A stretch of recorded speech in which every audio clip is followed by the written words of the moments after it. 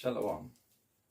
So today we're going to talk about 91 days, 13 weeks, and 7 days per week, right? Is this something the heavens testify of, or is it just a theory, right? So first we're going to understand the biblical definition of a week, right? And then we can put things into perspective. So we're going to read Genesis chapter 1, verse 5. It says, "And God called the light day, and the darkness he called night, and the evening and the morning were the first day." Right? Going down to verse 8, it says, "And God called the firmament heaven, and the evening and the morning were the second day." Verse 13, "And the evening and the morning were the third day."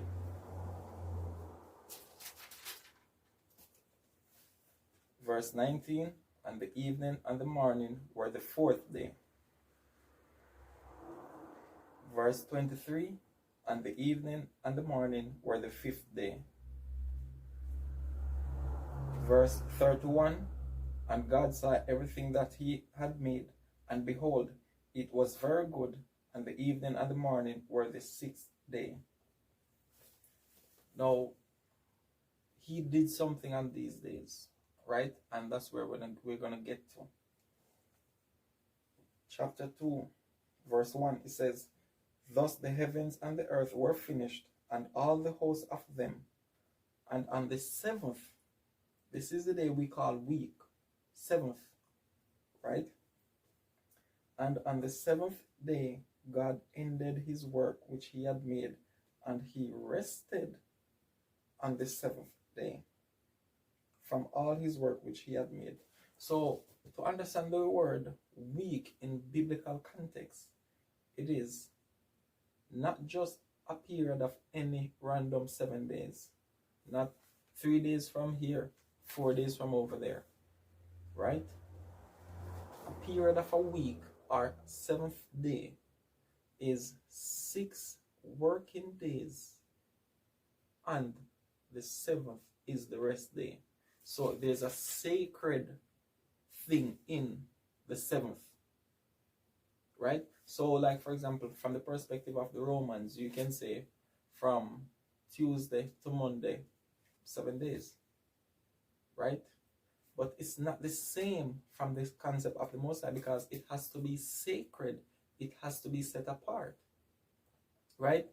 So, for example, on a calendar, the first day of the month is the day of new moon, right? Now, after the new moon, what happens? 6 work days, then the seventh makes it sacred,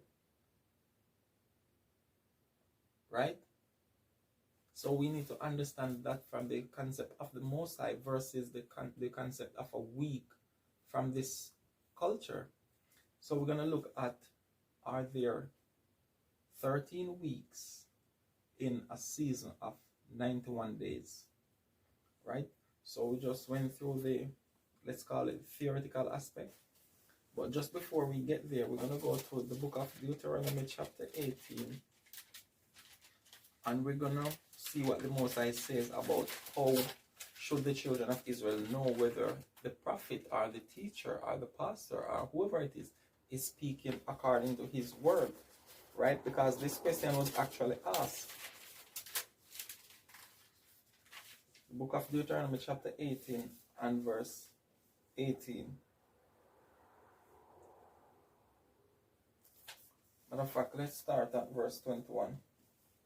It says, "And if thou say in thine heart, how shall we know the word which the Lord hath not spoken?" So, alright, so as the Most High said, if the prophet tells you something and you don't see it manifesting, that is the prophet that is not speaking according to his word. Alright, so now we're going to look at the 13 weeks, 91 days, right? So, here by math, right, calculations, we can see that 13 weeks, 7 days in a week 7 times 13 equals 91. Now, is this the same as what we see in physical reality? Because anything fits the imaginative mind, right? You can perceive the world is a ball floating in there somewhere out there in a black hole.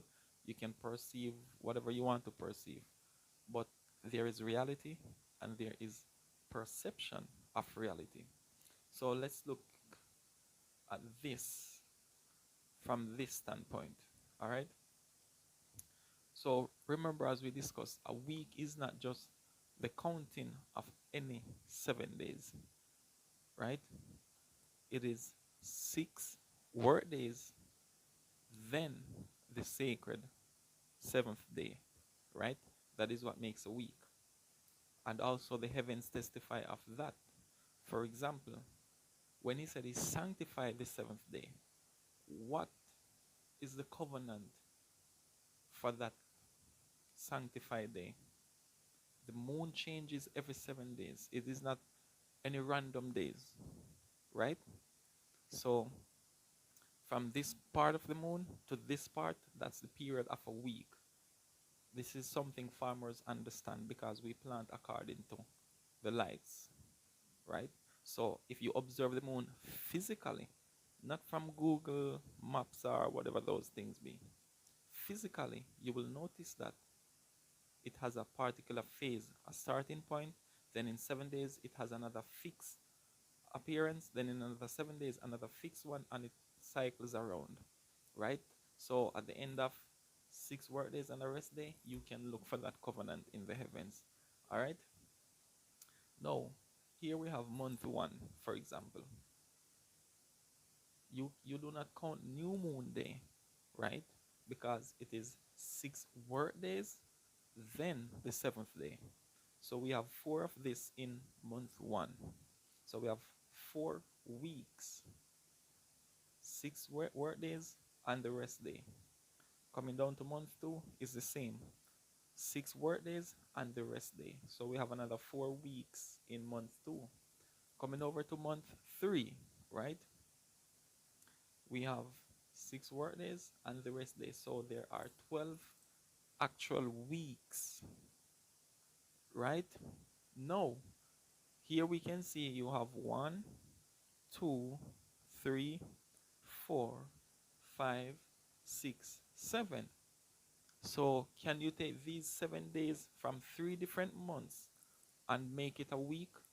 No, because it would be what? 3 days of new moon and then 4 work days. You cannot have a week with 3 new moons and 4 work days. That's unbiblical and that's unrealistic, right? So, no, there are not 13 weeks in 91 days. However, there are 12 weeks, 3 new moon days, and 4 work days in this period.